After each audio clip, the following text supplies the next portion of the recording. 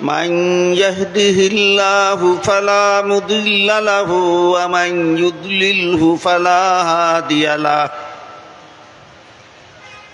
ونشهد أن لا إله إلا الله وحده لا شريك له ونشهد أن سيدنا ونبينا ومولانا محمدا عبده ورسوله صلى الله تعالى عليه وعلى آله وأصحابه وبارك وسلم أما بعد فأعوذ بالله من الشيطان الرجيم بسم الله الرحمن الرحيم الحمد لله رب العالمين وقال رسول الله صلى الله عليه وسلم سورة الفاتحة 7 آيات أولها بسم الله الرحمن الرحيم الحمد لله رب العالمين أو كما قال عليه الصلاة والسلام শ্রদ্ধেয় সভাপতি হযরত উলামায়ে কেরাম, দূর দূরান্ত থেকে আগত সর্বস্তরের মুসলমান ভাইয়েরা আমার, বিভিন্ন মাদ্রাসা থেকে আগত আমার প্রিয় ছাত্র ভাইয়েরা, আল আমিন সংস্থার পক্ষ থেকে আমাকে বলা হয়েছে সূরাতুল ফাতিহার তাফসীর থেকে কিছু কথা আপনাদের শোনাবার জন্য। এজন্য আমি সূরাতুল ফাতিহার প্রথম আয়াত এবং এ ব্যাপারে রাসূল করিম সাল্লাল্লাহু আলাইহি ওয়াসাল্লামের একটি হাদিস তিলাওয়াত করেছি। সূরাতুল ফাতিহার তাফসীর সম্পর্কে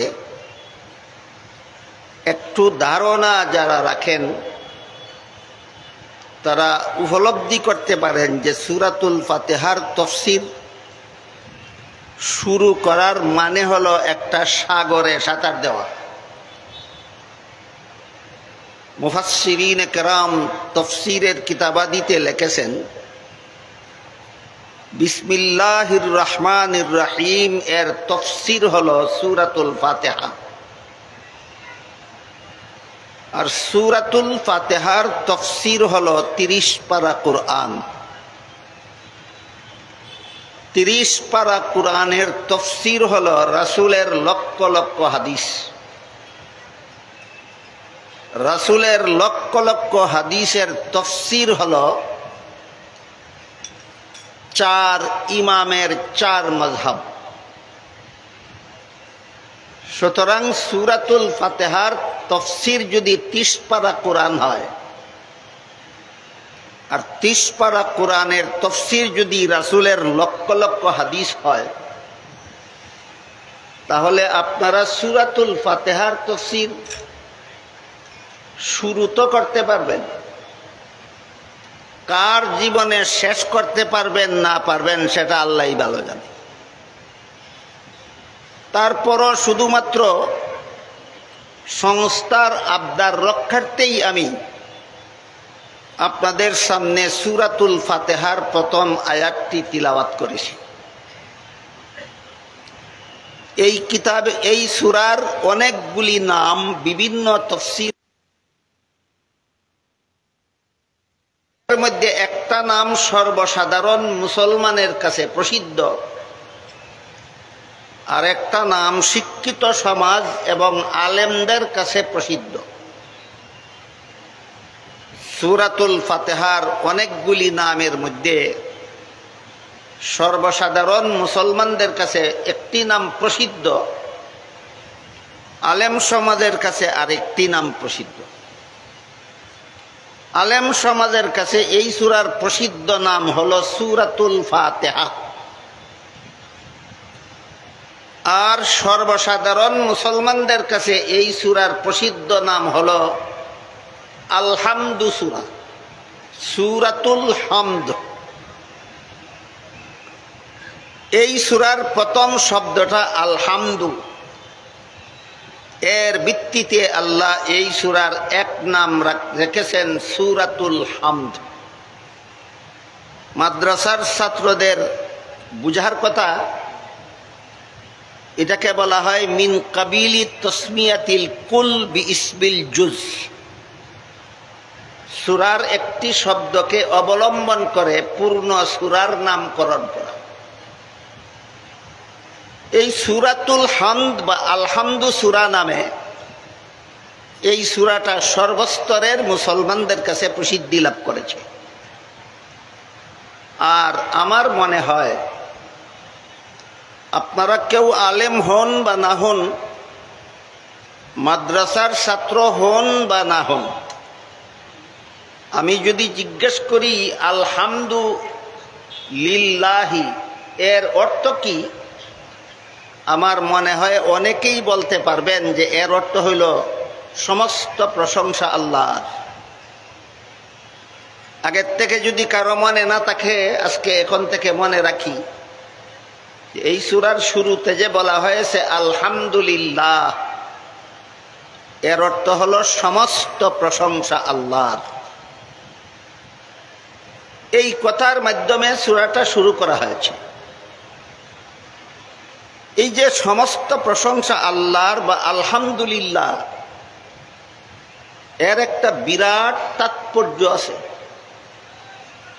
সূরার এই নামের ব্যাখ্যা প্রসঙ্গে সেই তাৎপর্যটাই আমি আজকে আপনাদের সামনে তুলে ধরতে চাই।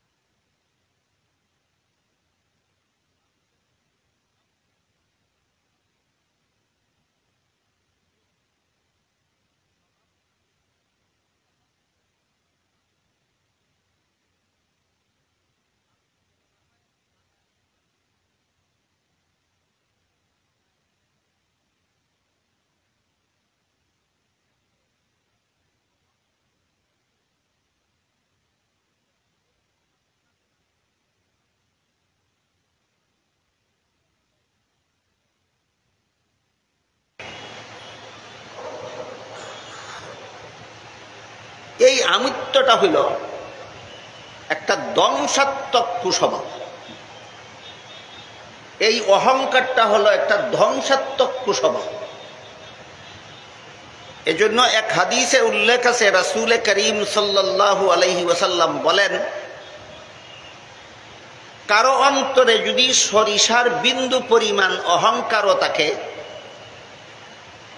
তাহলেও তাকে জান্নাতে প্রবেশ করা সম্ভব হবে না, তাকে জাহান্নামের শাস্তি করতে হবে। অহংকার এত বড় একটা মারাত্মক কুস্বভাব। এটা মানুষের মধ্যে সৃষ্টি হয় মানুষের অন্তরে, আগুন উপকরণের প্রতিক্রিয়ায়।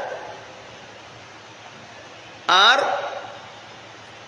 এই অহংকারকে দমন করার জন্য আল্লাহ ইসলামের 5টি স্তম্ভের মধ্যে একটি স্তম্ভকে এই অহংকার দমনের ব্যবস্থা হিসেবে স্থাপন করেছেন। ইসলামের 5 স্তম্ভের প্রথমটি হলো কলেমা বিশ্বাস করা, দ্বিতীয় স্তম্ভ হলো নামাজ কায়েম করা। এই নামাজ বিশেষত দৈনিক 5 বেলার নামাজ, আপনি যত রাকাত নামাজ পড়বেন, এক এক রাকাতে এক এক সূরা পড়ার বিধান আছে শরীয়তে, কিন্তু এক সালামে যত রাকাত নামাজ পড়বেন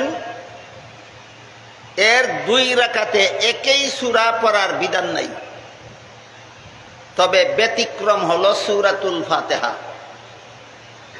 প্রথম রাকাতেও সূরাতুল ফাতিহা পড়তে হয়, দ্বিতীয় রাকাতেও সূরাতুল ফাতিহা পড়তে হয়, তৃতীয় রাকাতেও সূরাতুল ফাতিহা পড়তে হয়, চতুর্থ রাকাতেও আলহামদু সূরা পড়তে হয়।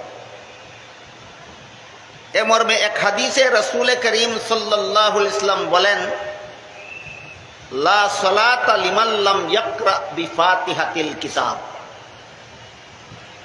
মাদ্রাসার ছাত্র ভাইয়েরা যারা আছেন তারা পারলে আমার একটা কথার জবাব দিবেন।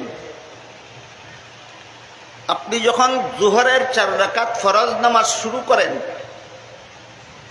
সূরা ফাতিহা ছাড়া অন্য কোন সূরা 2 রাকাতে 2 বার পড়বেন, একই সূরা 2 বার পড়বেন, না এক সূরা 1 রাকাতেই পড়া যায়? এক সূরা 1 রাকাতেই পড়া যায়, কিন্তু সূরাতুল ফাতিহা প্রতি রাকাতে পড়ার বিধান দিয়েছে শরীয়ত। জোহরের 4 রাকাত ফরজ নামাজ পড়বেন, প্রথম রাকাতেও সূরাতুল ফাতিহা পড়তে হয়, দ্বিতীয় রাকাতেও সূরাতুল ফাতিহা পড়ার ব্যবস্থা দেওয়া হয়েছে, তৃতীয় রাকাতেও সূরাতুল ফাতিহা পড়ার ব্যবস্থা দেওয়া হয়েছে, চতুর্থ রাকাতেও তাই। অন্য সূরা প্রথম রাকাতে পড়লে দ্বিতীয় রাকাতে পড়া যায় না, দ্বিতীয় রাকাতে পড়লে প্রথম রাকাতে পড়া যায় না, কিন্তু সূরাতুল ফাতিহা প্রতি রাকাতে পড়ার ব্যবস্থা দেওয়ার একটা রহস্য আছে। সেটা হইল এই সূরার মধ্যে নামাজে দাঁড়িয়ে, আল্লাহর সামনে নামাজে দাঁড়িয়ে এই সূরার মাধ্যমে আগুনের প্রতিক্রিয়া স্বরূপ যে অহংকার নামের একটা আত্মার রোগের জন্ম হয়, এই রোগের চিকিৎসা রয়েছে এই সূরার প্রথম বাক্যে, প্রথম কলেমায় আলহামদুলিল্লাহ কথার মধ্যে। কিভাবে চিকিৎসার ব্যবস্থা রয়েছে এটা বোঝার জন্য আমাদের অহংকার রূপটাকে আগে একটু চিনে নেওয়া দরকার। আল্লামা ইমাম গাজালি রহমতুল্লাহি আলাইহি আরবাঈন ফি উসুলিদ্দিন নামক কিতাবে লিখেছেন, প্রতিটি মানুষের অন্তরের মধ্যে 10 প্রকারের আধ্যাত্মিক রোগের সৃষ্টি হয়। এই 10 প্রকার রোগের মধ্যে একটা রোগের নাম হইল অহংকার। এই অহংকারের কতগুলি স্তর আছে, স্তরগুলি চিনলে পরে আমরা বুঝতে পারবো আমাদের কার মধ্যে কোন স্তরের অহংকার আছে। তারপরে বুঝতে পারবো আলহামদুলিল্লাহর দ্বারা অহংকার রোগের চিকিৎসাটা কিভাবে হয়।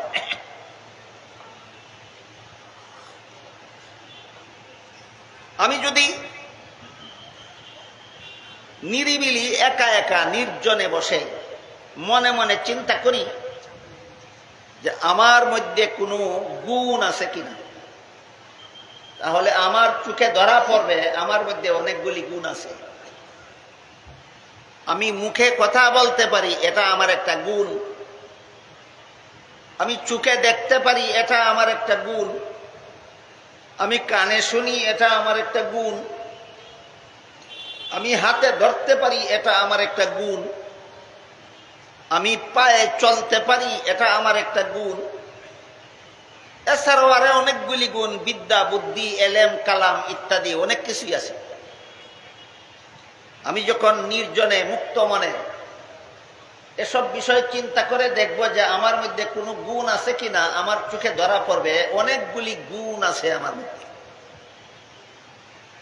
এবার যদি আমি আমার মনকে প্রশ্ন করি যে আমার এতগুলি গুণের জন্য আমি প্রশংসা পাওয়ার যোগ্য কিনা, তখন অহংকার রোগের চিকিৎসা যাদের করা হয়নি, যারা অহংকার রোগে আক্রান্ত, তাদের মন জবাব দেবে যে হ্যাঁ, আমার গুণের জন্য আমি প্রশংসা পাওয়ার যোগ্য, আমার কথা বলার গুণের জন্য আমি প্রশংসা পাওয়ার যোগ্য, আমার চোখে দেখার গুণের জন্য আমি প্রশংসা পাওয়ার যোগ্য, আমার এলেম কালামের জন্য আমি প্রশংসা পাওয়ার যোগ্য, আমার বিদ্যা বুদ্ধির জন্য আমি প্রশংসা পাওয়ার যোগ্য। যদি এমন জবাব নিজের মন থেকে পাওয়া যায়, তাহলে এটাকে বলা হয় উজব, আত্মার রোগের চিকিৎসার একটা পরিভাষা। নিজের গুণের জন্য যদি কারো মন বলে যে আমার অমুক গুণের জন্য আমি প্রশংসা পাওয়ার যোগ্য, তাহলে এটাকে আত্মার রোগের চিকিৎসার পরিভাষায় উজব বলা হয়। আর যদি শুধু মন বলে না, মুখেও বলে আমি জ্ঞানী, আমি গুণী, আমি বুদ্ধিমান, এটাকে কিবর বলা হয়। আর যদি নিজের গুণকে অপরের সাথে তুলনা করে, অপরের তুলনায় নিজের গুণকে বর্ধিত বলে দাবি করে, এটাকে তাকাব্বুর বলা হয়। আর যদি অপরের উপর নিজের প্রভাব বিস্তারের জন্য তার সাথে অবিচার শুরু করে, এটাকে ইস্তেকবার বলা হয়। এই পারিভাষিক শব্দগুলি যাদের বুঝতে কঠিন হবে, তাদের জন্য আমি সহজ করে বাংলায় বলার চেষ্টা করছি। অহংকারের 4টা স্তর আছে। পারিভাষিক 4টা স্তরের পারিভাষিক শব্দগুলি হলো যথাক্রমে উজব, কিবর, তাকাব্বুর, ইস্তেকবার। এর বাংলা হলো, এই অহংকারের 4 স্তরের প্রথম স্তরের বাংলা নাম হলো অহংকারের বীজ, দ্বিতীয়টার বাংলা নাম হলো অহংকারের চারা, তৃতীয়টার বাংলা নাম হলো অহংকারের গাছ, চতুর্থটার বাংলা নাম হলো অহংকারের ফসল। অন্যান্য মুসলমান ভাইয়েরা যেমন তেমন আমি আমার মাদ্রাসার ছাত্র ভাইদের কাছে জিজ্ঞাসা করতে চাই, অহংকারের 4টা স্তরের বাংলা নাম কি আপনারা বুঝতে পারলেন? মনে রাখতে পারবেন জীবনভর? অহংকারের 4টা স্তর। প্রথমটা হলো অহংকারের বীজ, দ্বিতীয়টা হলো অহংকারের চারা, তৃতীয়টা হলো অহংকারের গাছ, চতুর্থটা হলো অহংকারের ফসল। এইগুলিকেই পরিভাষাগতভাবে উজব, কিবর, তাকাব্বুর এবং ইস্তেকবার বলা হয়। এবার আমরা প্রথমটা সম্পর্কে আলোচনা। অহংকারের প্রথম স্তরের নাম উজব বা অহংকারের বীজ। এটা কাকে বলে? আমি যদি নীরবে নির্জনে আমার মনকে জিজ্ঞাসা করি আমার মধ্যে কোনো গুণ আছে কিনা, মন বলবে অনেকগুলি গুণ আছে। এবার আমি আমার মনকে প্রশ্ন করব যে এই গুণগুলির জন্য কি আমি প্রশংসা পাওয়ার যোগ্য? মন যদি বলে, মুখ নয়, অন্য কোনো লোক নয়, আমার মুখ নয়, আমার মন যদি বলে আমার গুণগুলির জন্য আমি প্রশংসা পাওয়ার যোগ্য, এই মনের এই বলাটাই হলো অহংকারের বীজ। এটাকেই পরিভাষাগতভাবে উজব বলা হয়। এটাই হারাম, এটাই সরিষার বিন্দু পরিমাণ অহংকার। যে কারণে জাহান্নামে যেতে হবে আল্লাহ রাসূল বলেছেন।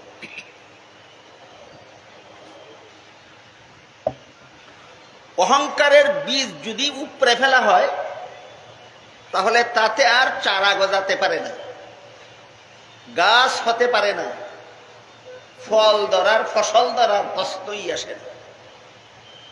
আপনারা বলুন তো, যে কোনো জিনিসের বীজ নষ্ট করে দিলে কি চারা হয়? চারা না হলে কি গাছ হয়? গাছ না হলে কি ফসল হয়? হয় না। তাহলে অহংকারের বীজ হলো আমার গুণের জন্য আমি প্রশংসা পাওয়ার যোগ্য, এই মনোভাবটা হলো অহংকারের বীজ। আমার গুণের জন্য, আমার কথা বলার গুণের জন্য, আমার কানে শোনার গুণের জন্য, আমার চোখে দেখার গুণের জন্য, আমার হাতে ধরতে পারার গুণের জন্য, আমার পায়ে চলতে পারার গুণের জন্য, আমার এলেম কালামের জন্য, আমার বিদ্যা বুদ্ধির জন্য আমি প্রশংসা পাওয়ার যোগ্য, মনের এই ভাবটার নামই অহংকারের বীজ। অহংকারের এই বীজটাকে অঙ্কুরে বিনাশ করে দেওয়ার ব্যবস্থা হলো আলহামদুলিল্লাহ। অহংকারের এই বীজটাকে সমূলে ধ্বংস করে দেওয়ার ব্যবস্থাটা কি? আলহামদুলিল্লাহ। আগেই বলেছি, অনেকেই বলতে পারবেন আলহামদুলিল্লাহ অর্থ কি? সমস্ত প্রশংসা আল্লাহ,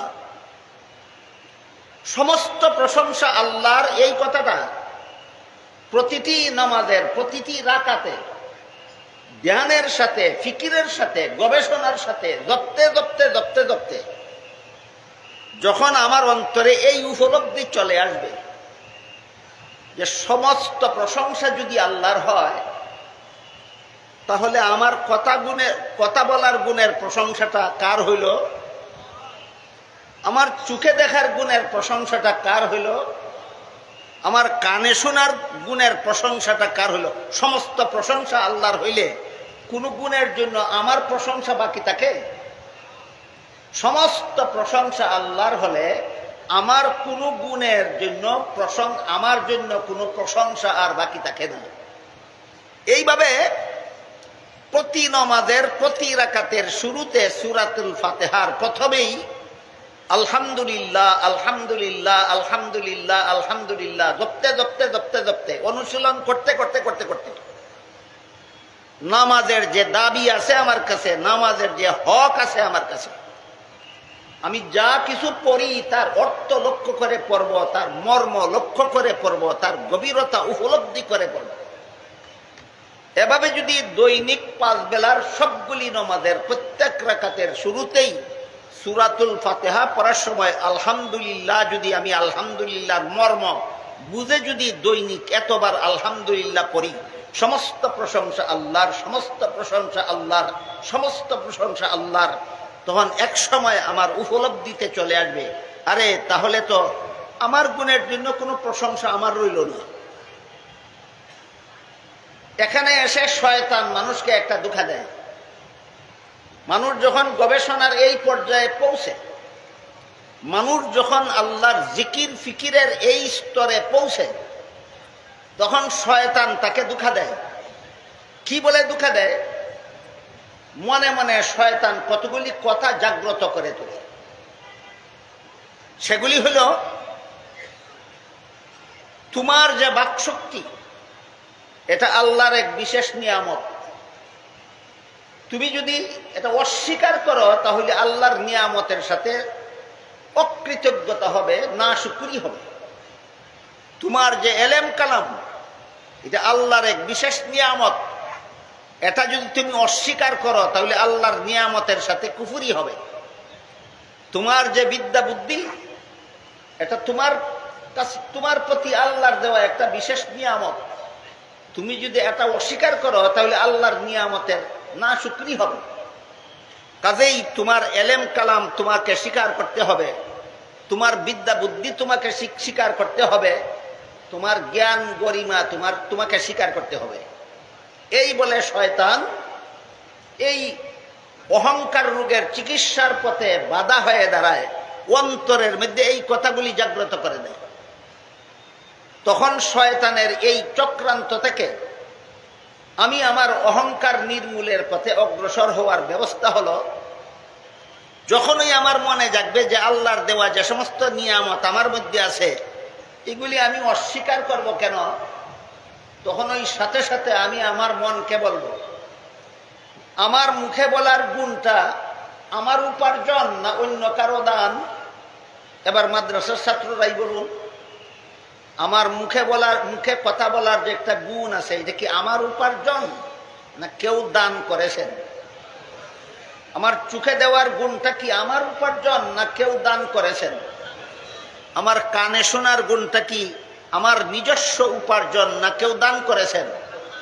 আমার এলেম কালামের গুণটা কি আমার নিজস্ব উপার্জন না কেউ দান করেছেন? আমার বিদ্যা বুদ্ধির গুণটা কি আমার উপার্জন না কেউ দান করেছেন? কে দান করেছেন? আল্লাহ। তাহলে আমার মধ্যে যতগুলি গুণ দেখতে পাওয়া যায় একটাও আমার উপার্জন নয়, সবগুলি আল্লাহর দান। তাহলে আল্লাহ হইলেন দাতা, আমি হলাম গ্রহিতা। আল্লাহ হলেন দাতা, আমি হলাম গ্রহিতা। এবার বলুন তো, প্রশংসা গ্রহিতার হয় না প্রশংসা দাতার হয়? প্রশংসা গ্রহিতার হয় না দাতার হয়? আমার মধ্যে যত গুণ আছে একটা গুণ তো আমার উপার্জন নয়, সবগুলির দাতা হলেন আল্লাহ, আমি গ্রহিতা মাত্র।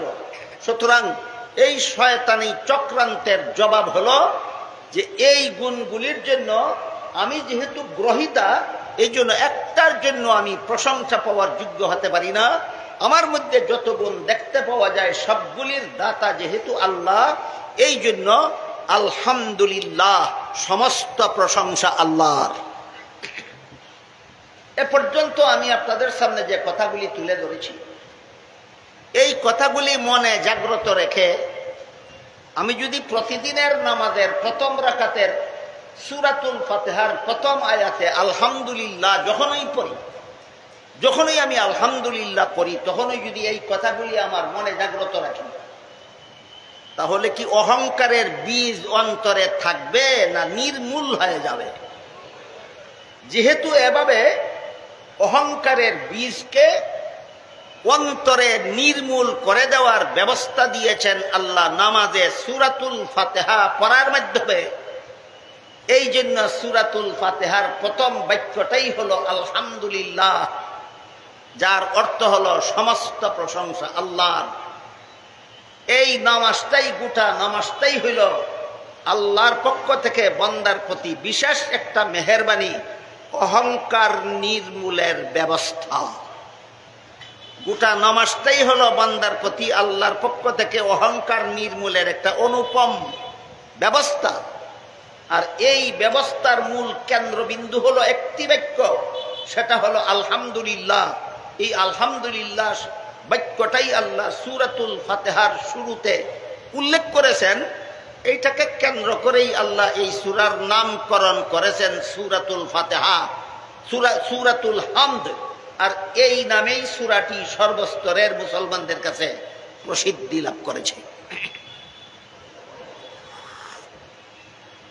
এবার আমরা অহংকারের বাকি স্তরগুলি বোঝার চেষ্টা করি।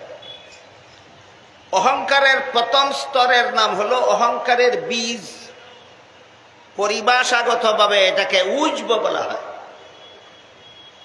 অহংকারের দ্বিতীয় স্তরের নাম হলো অহংকারের চারা, পরিভাষাগতভাবে এটাকে কিব্র বলা হয়।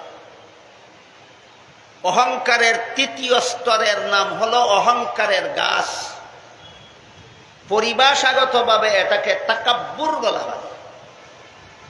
অহংকারের সর্বশেষ স্তর হলো অহংকারের ফসল, পরিভাষাগতভাবে সেটাকে ইস্তেকবার বলা হয়।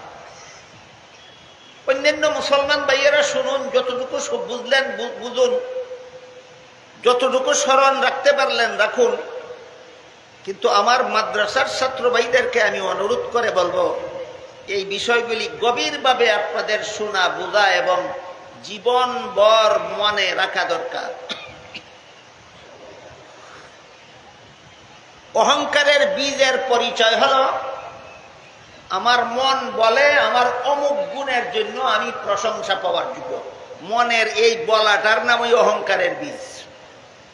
মাদ্রাসার ছাত্র ভাইয়ারা জবাব দিবেন, বুঝতে পারলেন? আমার মন যদি বলে অমুক গুণের জন্য আমি প্রশংসা পাওয়ার যোগ্য, মনের এই বলাটার নামেই অহংকারের বীজ। মনের এই কথাটাই যখন মুখে প্রকাশ করে, আমি জ্ঞানী, আমি গুণী, আমি বুদ্ধিমান, আমি এলেমওয়ালা, আমি সম্পদশালী, আমি ধনী, আমি শক্তিশালী, আমি সৌন্দর্যের অধিকারী, মনের কথাগুলি যখন মুখে প্রকাশ করে তখন এটার নাম হয় অহংকারের চারা। এটাকেই কিবর বলা হয়। কি বলা হয়? কিবর। এটার বাংলা হলো অহংকারের চারা। এরপর নিজের দাবি করা গুণটাকে যদি অপরের সাথে তুলনা করে, অমুকের এই গুণ নাই, আমার যেই গুণ আছে, অমুকের এত এলেম নাই, আমার যত এলেম আছে, অমুকের এত বিদ্যা নাই, আমার যত বিদ্যা আছে, অমুকের এত ধন নাই, আমার যত ধন আছে, অমুকের এত ক্ষমতা নাই, আমার যত ক্ষমতা আছে। এইভাবে যখন নিজের যোগ্যতাকে অপরের সাথে তুলনা করে তখন এইটাকে বলে তাকাব্বুর। এটার বাংলা হইল অহংকারের গাছ। তাকাব্বুরের বাংলা কি? অহংকারের গাছ। এইভাবে অপরের সাথে তুলনা করেও যদি অন্য কাউকে নিজের চেয়ে হেয় প্রতিপন্ন করতে না পারে, সমাজের দৃষ্টিতে যদি অন্যকে নিজের থেকে খাটো সাব্যস্ত করতে না পারে, তখন তার উপর নিজের প্রভাবটা সমাজে প্রকাশ করার জন্য তার উপর জুলুম, অবিচার, অন্যায়, অত্যাচার শুরু করে।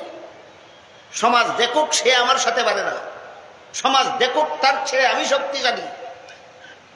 এই অবস্থাটার নাম হলো ইস্তেকবার। এটাকে বাংলায় বলে অহংকারের ফসল। বুঝে থাকলে এবার বলুন তো, আমাদের সমাজের মুসলমানদের কেউ কারো প্রতি কোন রকমের অন্যায়, অবিচার, জুলুম, অত্যাচার করে কিনা? সমাজের কোন মুসলমান অন্য কারো সাথে কোন রকমের অন্যায়, কোন রকমের অবিচার, কোন রকমের জুলুম, কোন রকমের অত্যাচার করে কিনা? করে। এবার কথাগুলি বুঝে থাকলে বলুন, এইগুলি কিসের ফসল? অহংকারের ফসল। তুমি অহংকারের ফসল নিয়ে জাহান্নাম থেকে বাঁচবে দূরের কথা, অহংকারের বীজ অন্তরে নিয়ে মরণ বরণ করলেও জাহান্নাম থেকে রক্ষা পেতে পারবে না।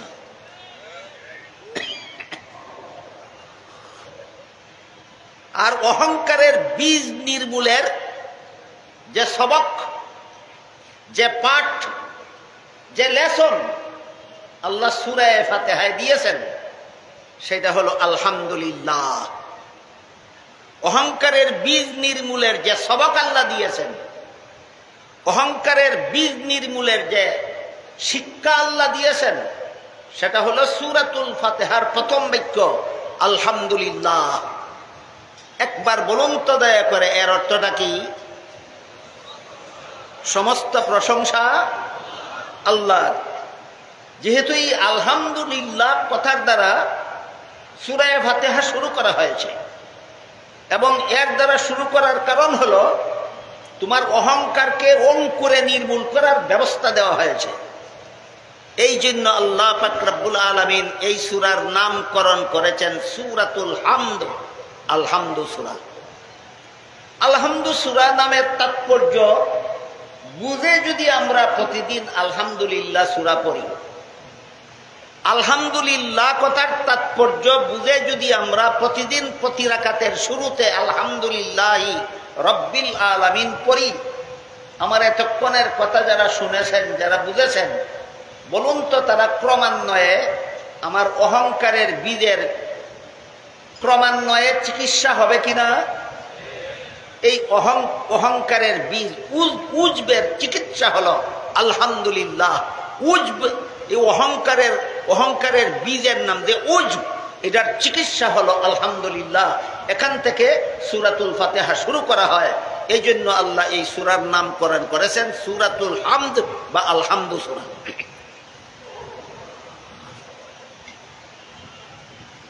এই সূরার অনেকগুলি নাম মুফাসসিরিনে কেরাম তাফসীরের কিতাবে উল্লেখ করেছেন।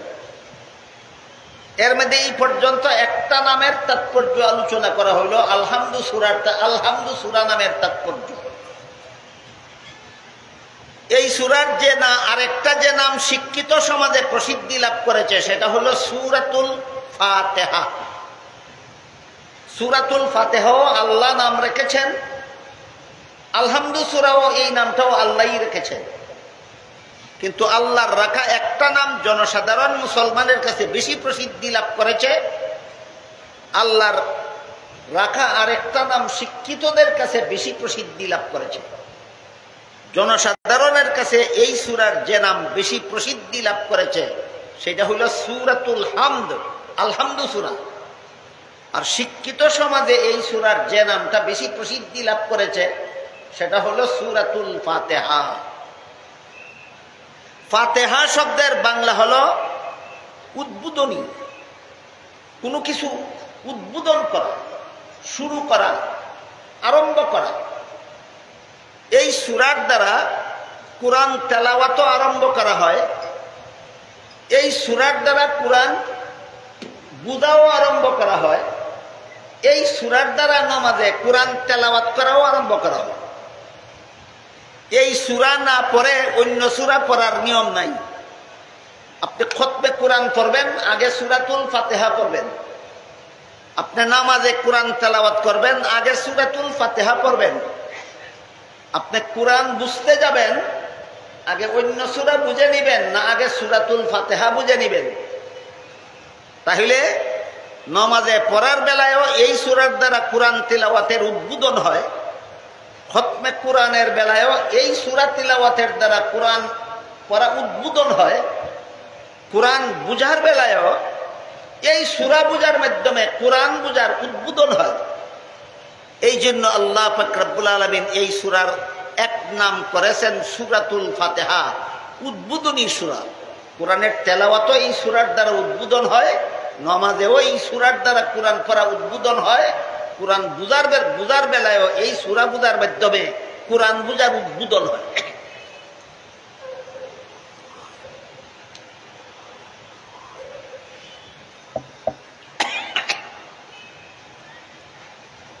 এই হলো সূরাতুল ফাতিহা বলে নামকরণের কারণ। কোরআন বুঝা কিভাবে এই সূরা বুঝার দ্বারা উদ্বোধন হয়, এই আলোচনাটা একটু লম্বাও হবে, একটু কঠিনও হবে।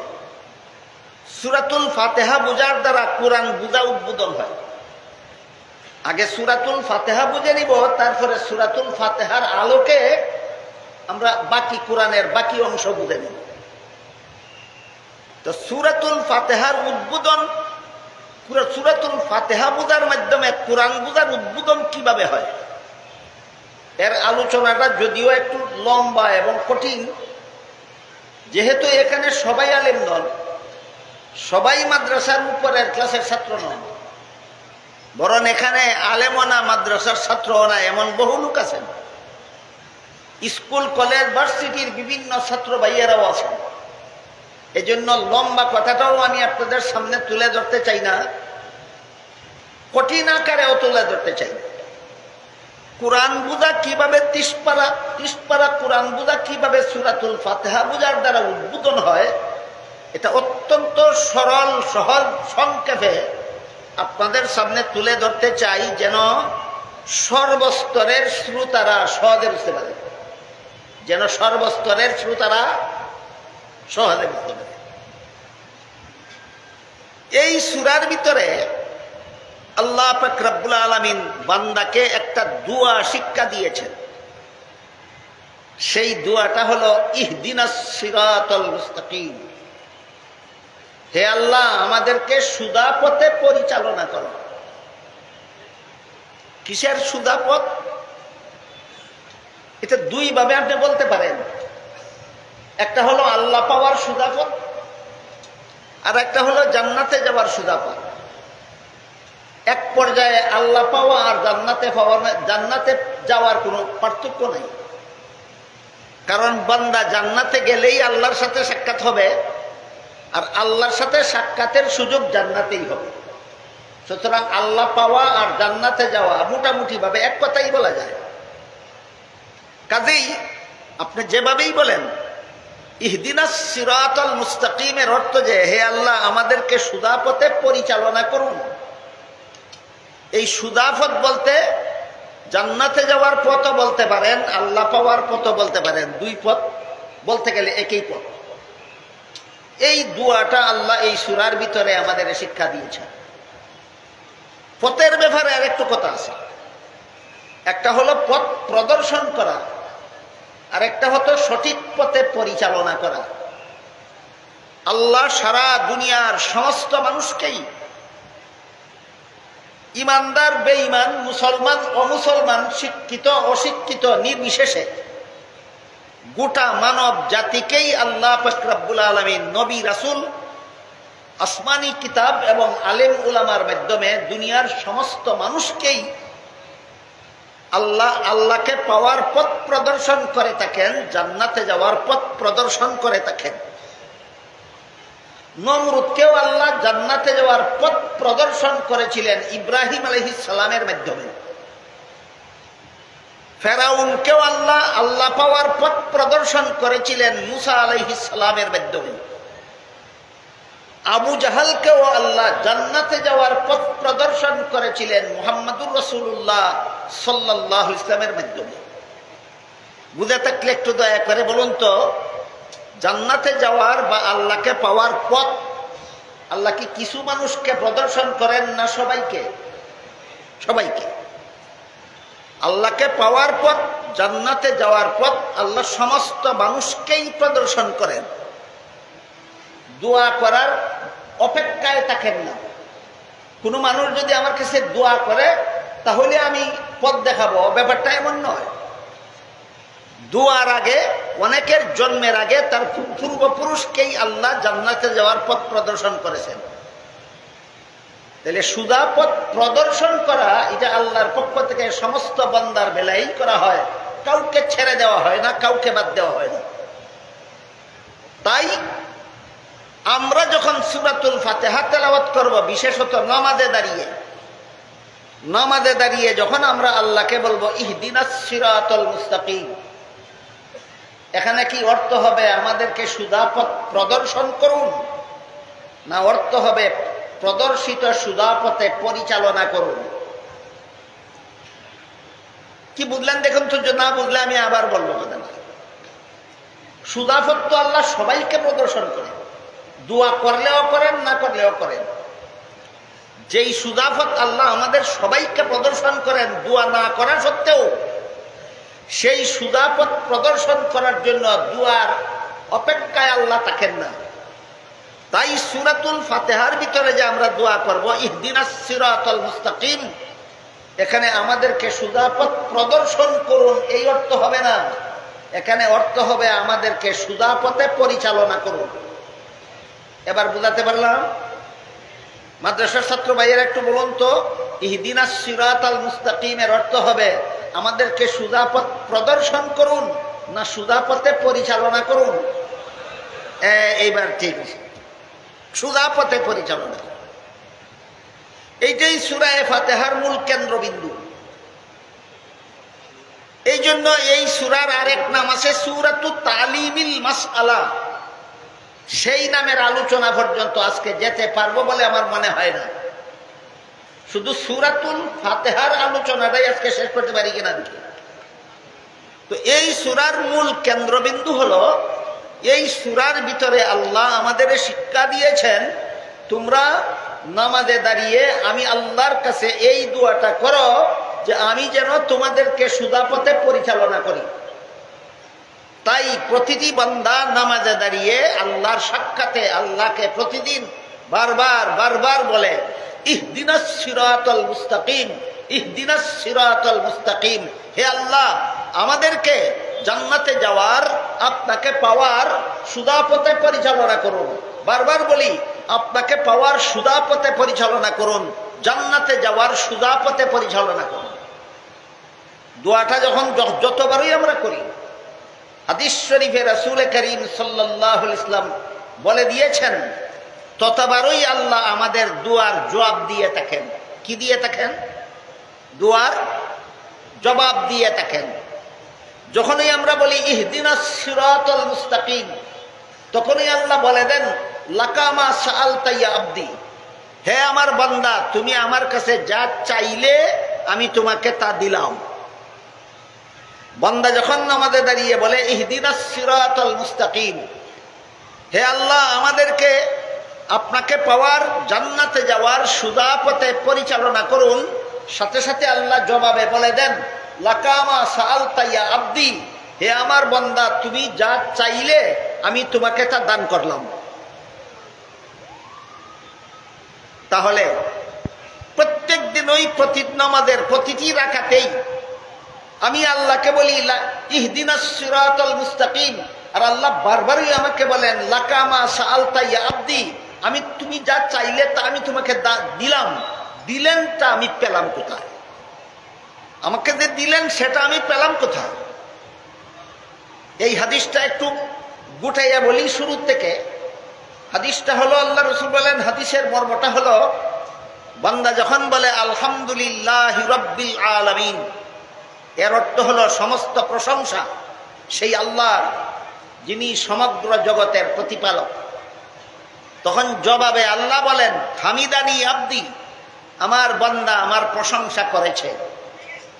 আমরা যখন বলি আর রহমানির রহিম, আমার আল্লাহ দয়াল, আমার আল্লাহ মেহেরবান, তখন আল্লাহ জবাবে বলেন আসনা আলাইয়া আব্দি, আমার বান্দা আমার গুণগান গেয়েছে।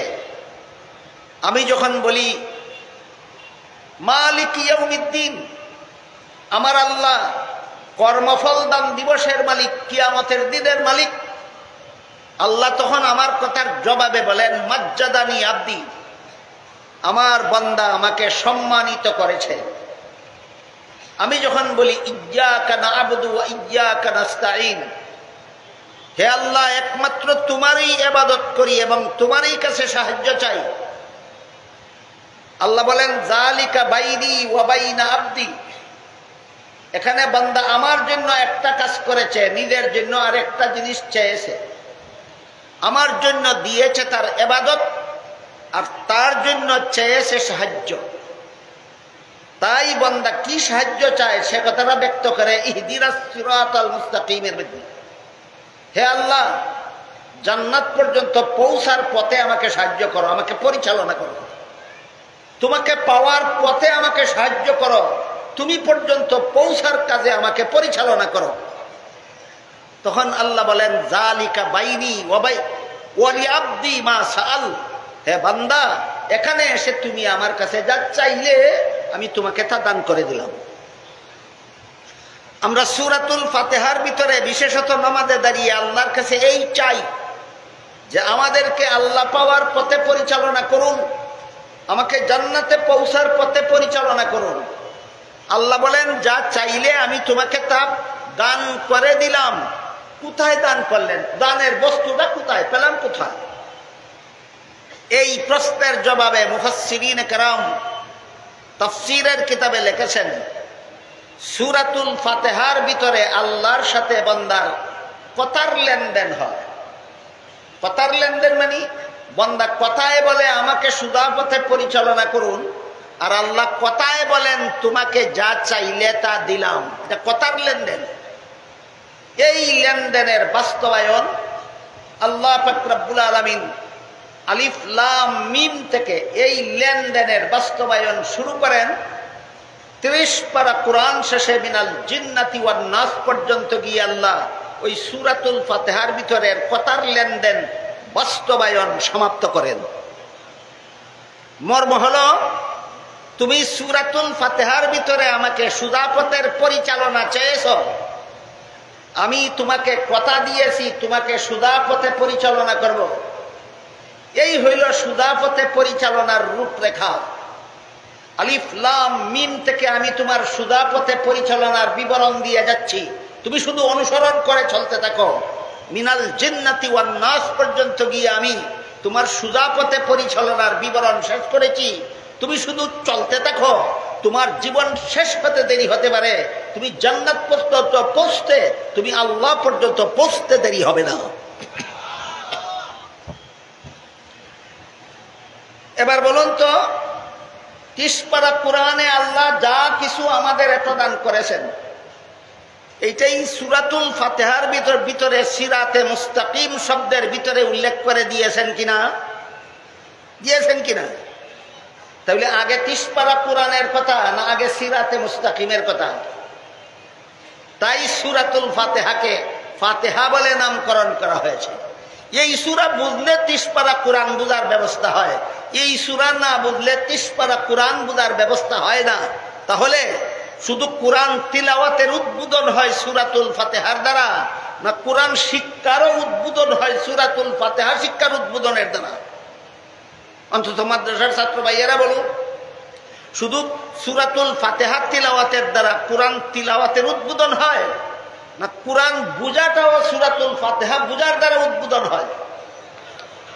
এই জন্য আল্লাহ এই সূরার দ্বিতীয় নামকরণ করেছেন সূরাতুল ফাতিহা। এর অর্থ হলো উদ্বোধনী সূরা। এই সূরা বুঝার মাধ্যমে কোরআন বুঝার উদ্বোধন হবে, এই সূরা বুঝার মাধ্যমে কোরআন বুঝা শুরু হবে। এই সূরা সহ 30 পারা কোরআনের এই যে সিরাতে মুস্তাকিমের পথে পরিচালনা করার চাহিদা বান্দার পক্ষ থেকে আল্লাহর কাছে পেশ করা হয়।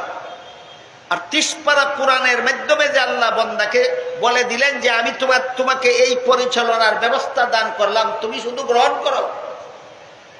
এই 30 পারা কোরআনের এমন একটা গভীর আলোচ্য বিষয় আছে, এমন একটা তাৎপর্যপূর্ণ আলোচ্য বিষয় আছে যেটা এক শব্দের দ্বারা ব্যক্ত করা যায়।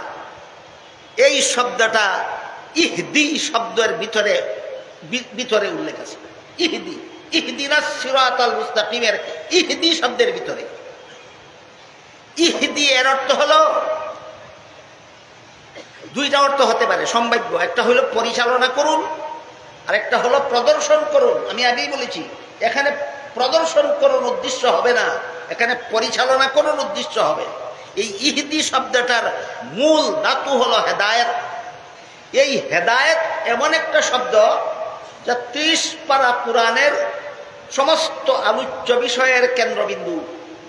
সমস্ত কোরআনে যত আলোচ্য বিষয় আছে, সমস্ত কোরআনে ইমানিয়াতের আলোচনা আছে, সমস্ত কোরআনে ইবাদতের আলোচনা আছে, সমস্ত কোরআনে মুআমালাতের আলোচনা আছে, সমস্ত কোরআনে মুআশারাতের আলোচনা আছে, সমস্ত কোরআনে আখলাকের আলোচনা আছে। কোরআনে যত বিষয়ের আলোচনা আছে সবগুলিকে এক পর্যায়ে মোটামুটি ভাবে 5 ভাগে ভাগ করা যায়। ইমানের সমস্ত আলোচ্য বিষয়ের এক অংশের নাম হলো ইমানিয়াত, আর এক অংশের নাম হলো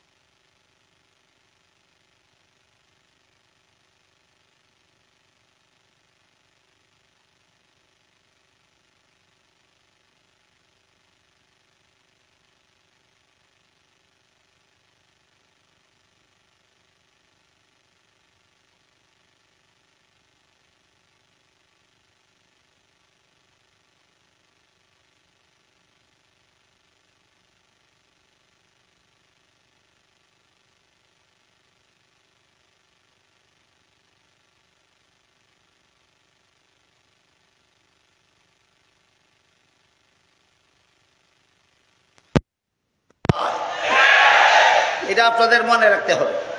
আর কিছুই নাই, এটা শয়তান শুধু বিদ্যুতের গাড়ে শোয়া রয়েছে।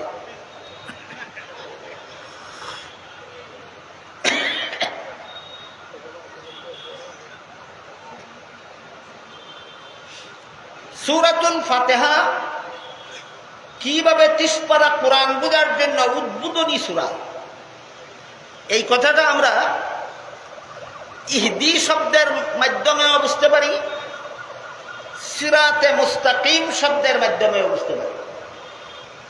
এই দুইটা শব্দের আলোচনাই আজকে সূরাতুল ফাতিহার মর্ম প্রসঙ্গে আমি আপনাদের সামনে তুলে ধরতে চাই।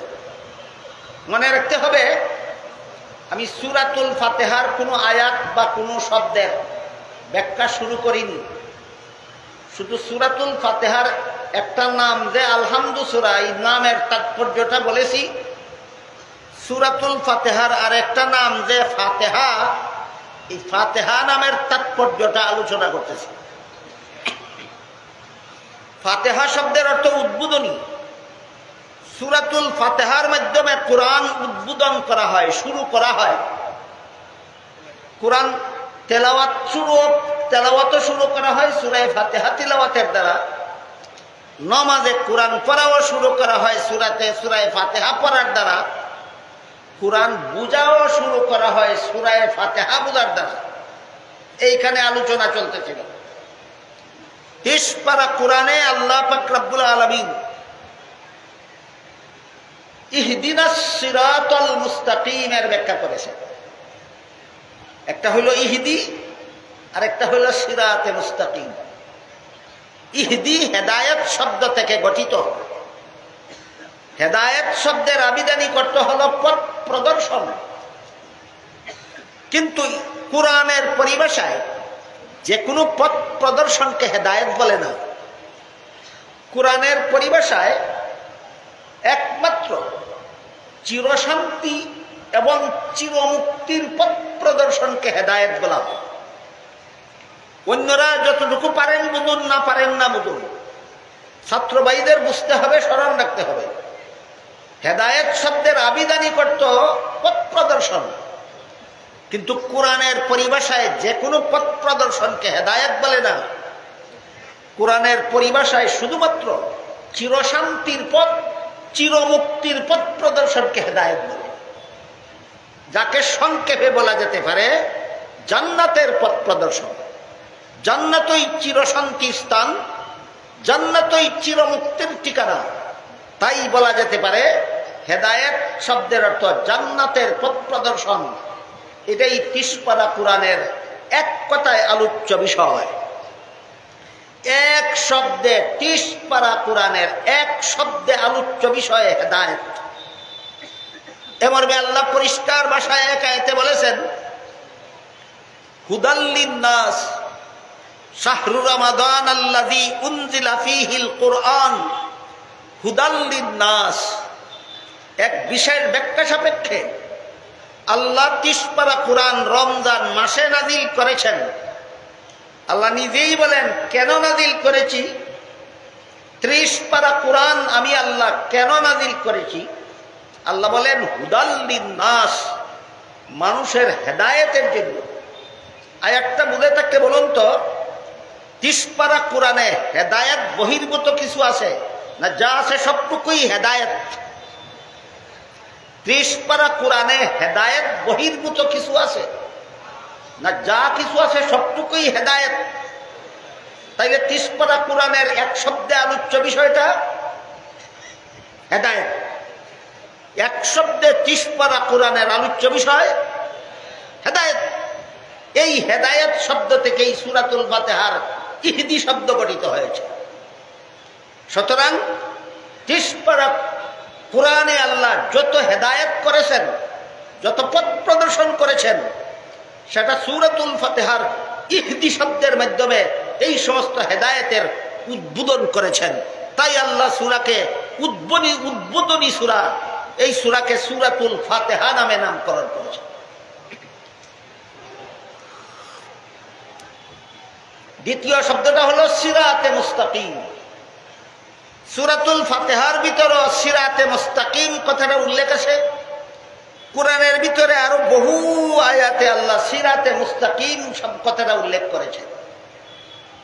যেমন এক আয়াতে আল্লাহ বলেন, ওয়া আন্না হাযা সিরাতি মুস্তাকিমান ফাত্তাবিউহু ওয়া লা তাত্তাবিউস সুবুলা ফাতাফাররাকা বিকুম আন সাবিলিহি যালিকুম ওয়াসসাকুম বিহি লাআল্লাকুম তাত্তাকুন।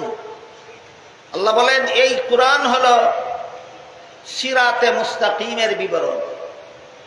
ওয়া আন্না হাযা সিরাতি মুস্তাকিমান, এই কোরআন হলো সিরাতে মুস্তাকিমের বিবরণ, সোজা পথের বিবরণ। এই সিরাতে মুস্তাকিম কথার বাংলা অর্থ হলো সোজা পথ। এর ব্যাখ্যা আছে সর্বমোট 60টা। সিরাতে মুস্তাকিম 30 পারা কোরআনে সিরাতে মুস্তাকিমের বিবরণ দেওয়া হয়েছে। সূরাতুল ফাতিহার ভিতরে সিরাতে মুস্তাকিম শব্দের দ্বারা সেই বিবরণের উদ্বোধন করা হয়েছে। তাই সিরাতে মুস্তাকিমের অর্থ হলো সোজা পথ। ব্যাখ্যা আছে কতটা? 7টা। মাদ্রাসার ছাত্ররা মনে রাখুন, সিরাতে মুস্তাকিমের ব্যাখ্যা আছে কটা? 7টা। সিরাতে মুস্তাকিমের অর্থ তো সোজা পথ, তাহলে 7টা ব্যাখ্যা কি কি? সিরাতে মুস্তাকিমের 1 নম্বর ব্যাখ্যা হলো ইসলাম ধর্মের পথ, দুনিয়ার মানুষের জন্য জান্নাতে পৌঁছার সোজা পথ। সিরাতে মুস্তাকিমের 2 নম্বর ব্যাখ্যা হলো কোরআনের বর্ণিত পথ, দুনিয়ার মানুষের জন্য জান্নাতে পৌঁছার সোজা পথ। সিরাতে মুস্তাকিমের 3 নম্বর ব্যাখ্যা হলো নবী রাসূলগণের পথ, দুনিয়ার মানুষের জন্য জান্নাতে পৌঁছার সোজা পথ। সিরাতে মুস্তাকিমের 4 নম্বর ব্যাখ্যা হলো সিদ্দিকগণের পথ, দুনিয়ার মানুষের জন্য জান্নাতে পৌঁছার সোজা পথ। সিরাতে মুস্তাকিমের 5 নম্বর ব্যাখ্যা হলো শহীদগণের পথ, দুনিয়ার মানুষের জন্য জান্নাতে পৌঁছার সোজা পথ।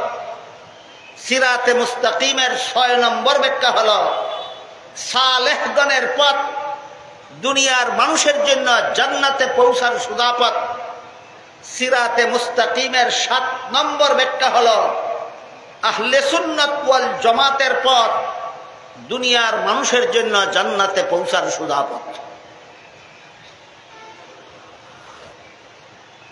এই সিরাতে মুস্তাকিম কথাটা সূরা ফাতিহার ভিতরে আল্লাহ সিরাতে মুস্তাকিম কথার দ্বারা এতগুলি পথের বিবরণের উদ্বোধন করেছেন। 7টা পথের পূর্ণ বিবরণ 30 পারা কোরআনের ভিতরে দিয়েছেন। এবার বলুন, 30 পারা কোরআনের ভিতরে সিরাতে মুস্তাকিমের বিস্তারিত বিবরণ আছে কিনা? উদ্বোধন হয়েছে কোথায়? সিরাতে মুস্তাকিমের বিবরণের উদ্বোধন হলো কোথায়? সূরাতুল ফাতিহায়। এই জন্য সূরার নাম সূরাতুল ফাতিহা, উদ্বোধনের সূরা। বিষয়টাকে আমি আপনাদের বোঝাতে পারলাম। এখানে সামান্য কিছু আনুষঙ্গিক কথা আছে। সেটা হলো সিরাতে মুস্তাকিম কথার অর্থ হলো সোজা পথ।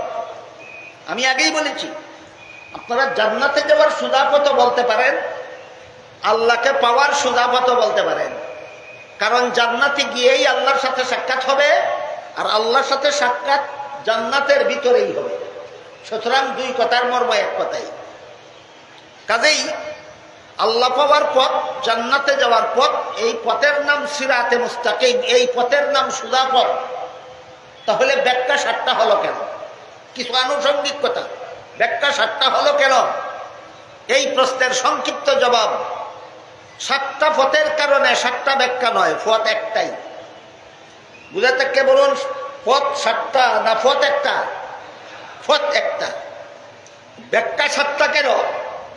পথের ভিন্নতার কারণে, ব্যাখ্যার ভিন্নতা নয়, বুঝাবার সুবিধার জন্য ব্যাখ্যার ভিন্নতা। এর একটা উদাহরণ শুনুন। 1 নম্বর ব্যাখ্যা হলো সিরাতে মুস্তাকিমের 1 নম্বর ব্যাখ্যা হলো ইসলাম ধর্মের পথ, জান্নাতে পৌঁছার সোজা পথ।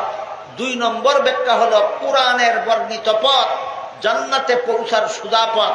এবার আপনারাই বলুন, ইসলাম ধর্মের এক পথ, কোরআনের আরেক পথ, না একই পথ? তাহলে ব্যাখ্যা 2টা হলো কি পথের ভিন্নতার কারণে, না ব্যাখ্যার বুঝাবার সুবিধার জন্য? কেউ ইসলামের পথ বললে সোজে বুঝে, তার জন্য ইসলামের পথই সুদা পথ। কেউ কোরআনের পথ বললে সুদা বুঝে, তার জন্য কোরআনের পথই সুদা পথ। এখানে আরো কিছু আনুষঙ্গিকতা আছে। এই সিরাতে মুস্তাকিমের ভিতরে আল্লাহ ইসলামের পথকে জান্নাতে পৌঁছার সুদা পথ বলে দিয়েছেন। এই জন্য অন্য আয়াতে পরিষ্কার ভাষায় বলে দিয়েছেন, ইসলাম ছাড়া আর কোন ধর্ম জান্নাতে পৌঁছার পথ নয়। ইসলাম ছাড়া আর কোন ধর্ম জান্নাতে পৌঁছার পথ নয়। যেমন এক আয়াতে আল্লাহ বলেন, ইন্নাদ-দীনা ইনদাল্লাহিল ইসলাম, আল্লাহর কাছে গ্রহণযোগ্য ধর্ম একমাত্র ইসলাম। আরেক আয়াতে বলেছেন, মাইয়াবতাগি গায়রাল ইসলামি দীনান ফালাই ইউকবালা মিনহু ওয়া হুয়া ফিল আখিরাতি মিনাল খাসিরিন। ইসলাম ছাড়া ভিন্ন ধর্ম যারা পালন করবে, কখনো আল্লাহর কাছে তা গ্রহণযোগ্য হবে না, বরং ভিন্ন ধর্ম পালনকারীরা পরকালে ক্ষতিগ্রস্তদের অন্তর্ভুক্ত হবে, জান্নাতের বাসিন্দা হবে না, জাহান্নামের বাসিন্দা হবে। সুতরাং জান্নাতে যাওয়ার পথ বিভিন্ন ধর্ম না, একটা মাত্র ধর্ম। জান্নাতে যাওয়ার পথ সুদা পথ, সিরাতে মুস্তাকিমের পথ, একটা মাত্র পথ। এই পথটার নাম হলো ইসলাম ধর্ম। ইসলাম ধর্ম ছাড়া আর কোন ধর্ম জান্নাতে যাওয়ার পথ নয়। ইসলাম ধর্ম ছাড়া আর কোন ধর্ম জান্নাতে যাওয়ার পথ নয়। এজন্য মুফাসসিরিনে কেরাম তাফসীরের কিতাব, বিভিন্ন তাফসীরের কিতাবে লিখেছেন, আদম আলাইহিস সালাম দুনিয়ার মানুষের কাছে ইসলাম ধর্ম প্রচার করেছিলেন। নূহ আলাইহিস সালাম দুনিয়ার মানুষের কাছে ইসলাম ধর্ম প্রচার করেছিলেন। ইব্রাহিম আলাইহিস সালাম দুনিয়ার মানুষের কাছে ইসলাম ধর্ম প্রচার করেছিলেন। মুসা আলাইহিস সালাম দুনিয়ার মানুষের কাছে ইসলাম ধর্ম প্রচার করেছিলেন। ঈসা আলাইহিস সালাম দুনিয়ার মানুষের কাছে ইসলাম ধর্ম প্রচার করেছিলেন। যেমন ভাবে মুহাম্মাদুর রাসূলুল্লাহ সাল্লাল্লাহু আলাইহি ওয়াসাল্লাম দুনিয়ার মানুষের কাছে ইসলাম ধর্ম প্রচার করেছিলেন। এবার বুঝে থাকলে বলুন, ইসলাম কোন নবীর প্রচারিত ধর্মের নাম? অন্তত মাদ্রাসার ছাত্ররা বলুন, ইসলাম কোন নবীর প্রচারিত ধর্মের নাম? সকল নবীর প্রচারিত ধর্মের নাম ইসলাম। সুতরাং যারা ইসলাম ধর্ম মানে না, এরা কোন নবী মানে না। যারা ইসলাম ধর্ম মানে না, এরা কোন নবী মানে না। এই জন্য আল্লাহ বলেছেন, ফালাই ইউকবালা মিনহু, ইসলাম ছাড়া আর কোন ধর্মই আল্লাহর কাছে গ্রহণযোগ্য নয়। কিন্তু একটা জটিল প্রশ্ন আছে। এতক্ষণে আমরা বুঝলাম কোরআনের পথ জান্নাতে যাওয়ার পথ, ইসলাম ধর্মের পথ জান্নাতে যাওয়ার পথ। ইসলাম ছাড়া আর কোন ধর্ম জান্নাতে যাওয়ার পথে নিয়ে যায় না, জাহান্নামে যাওয়ার পথে নিয়ে যায়। তাহলে সূরাতুল বাকারার 256 নম্বর আয়াতে যে আল্লাহ বলে দিয়েছেন, লা ইকরাহা ফিদ্দিন, ধর্মের বেলায় বল প্রয়োগ চলবে না, সমস্ত ধর্মাবলম্বীরাই স্বাধীনভাবে আপন আপন ধর্ম পালন করতে পারবে। বলুন, এখানে আল্লাহ সমস্ত ধর্মাবলম্বীদেরকে তাদের ধর্ম পালনের স্বাধীনতা ঘোষণা করেছেন কিনা বলুন একটু। লা ইকরাহা ফিদ্দিন আয়াতে আল্লাহ সমস্ত ধর্মাবলম্বীকে স্বাধীনতা ঘোষণা দিয়েছেন।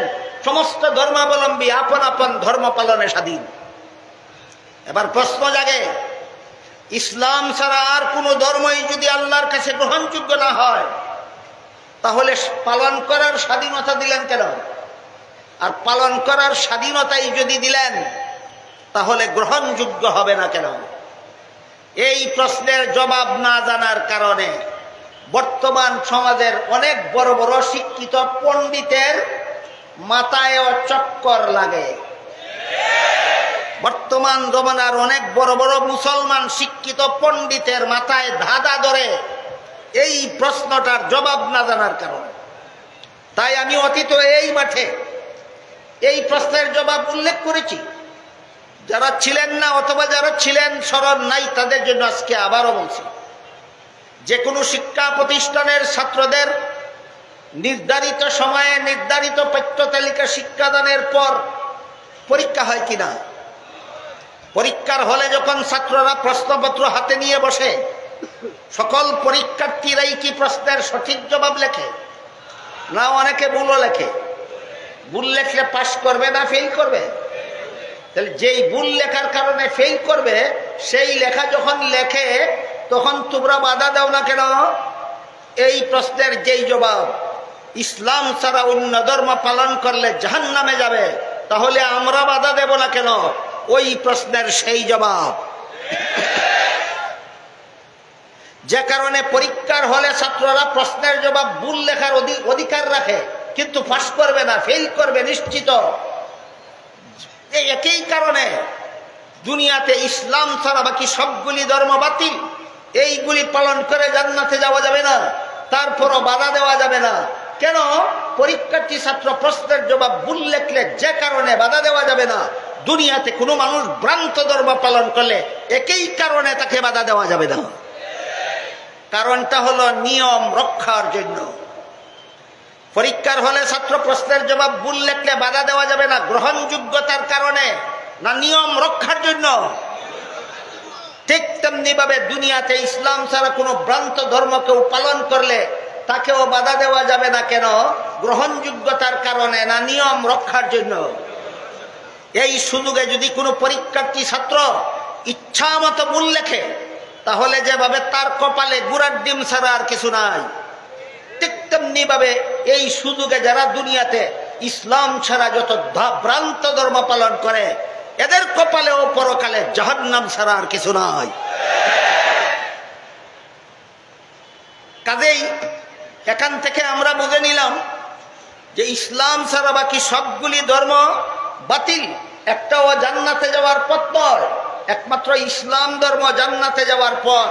এই জন্য সিরাতে মুস্তাকিমের এক ব্যাখ্যা, ইসলাম ধর্মের পথ দুনিয়ার মানুষের জন্য জান্নাতে পৌঁছার সোজা পথ। এখান থেকে আর একটা কথা আমরা শিখতে পেলাম, সূরাতুল বাকারার 256 নম্বর আয়াতে আল্লাহ বাতিল হওয়া সত্ত্বেও, ইসলাম ছাড়া বাকি সবগুলি ধর্ম বাতিল হওয়া সত্ত্বেও পালন করার স্বাধীনতা প্রদান করেছেন। বাধা দেওয়ার অধিকার কোনো মুসলমানকে দেওয়া হয়নি। এবার বলুন, তাহলে হিন্দুদের মূর্তি পূজা করার স্বাধীনতা আছে না আপনাদের বাধা দেওয়ার অধিকার আছে? হিন্দুদের মূর্তি পূজা করার স্বাধীনতা আছে, কোনো মুসলমানের বাধা দেওয়ার অধিকার নয়। কোনো মুসলমানের বাধা দেওয়ার অধিকার নয়। ধর্মটা আল্লাহর কাছে গ্রহণযোগ্য হওয়ার কারণে, না নিয়ম রক্ষার জন্য? নিয়ম রক্ষা, এটা দুনিয়ার নিয়ম। পরীক্ষার হলের নিয়ম যেমন ভুল লেখলে বাধা দেওয়া যাবে না, দুনিয়ার নিয়ম ভ্রান্ত ধর্ম পালন করলেও বাধা দেওয়া যাবে না। কাজেই এক দেশের বসবাসকারী সমস্ত ধর্মাবলম্বীদের ধর্ম পালনের স্বাধীনতার জন্য, একটু গভীর মনোযোগে শুনবেন, আমি একটা প্রশ্ন করব, জবাব দিবেন। একই দেশে বসবাসকারী বিভিন্ন ধর্মাবলম্বীদের জন্য আপন আপন ধর্ম পালনের স্বাধীনতার জন্য কোরআনের বিধান যথেষ্ট, না ধর্ম নিরপেক্ষতার নামে মন গড়া মতবাদের দরকার আছে? বুঝে শুনে বলুন। একই দেশে বসবাসকারী সমস্ত ধর্মাবলম্বীদের আপন আপন ধর্ম পালনের স্বাধীনতার জন্য কোরআন যথেষ্ট, না ধর্ম নিরপেক্ষতার নামে মন গড়া মতবাদের দরকার আছে?